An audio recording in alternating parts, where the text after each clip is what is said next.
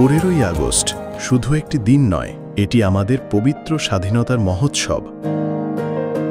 গভীর শ্রদ্ধায় স্মরণ করি সেই মহাবীরদের যারা হাসিমুখে প্রাণ উৎসর্গ করেছিলেন মাতৃভূমির জন্য। আজ আমরা রাজনৈতিকভাবে স্বাধীন, কিন্তু আত্মা কি সত্যিই মুক্ত? রোগ, দুশ্চিন্তা, বার্ধক্য আর মৃত্যুর বন্ধনে আমরা এখনো বন্দী।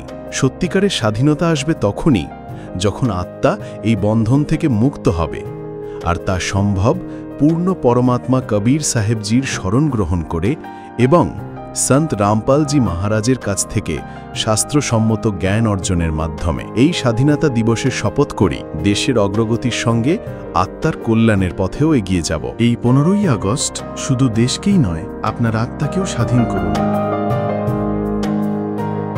পড়ুন জ্ঞান গঙ্গা, সত্যিকারের স্বাধীনতার চাবিকাঠি।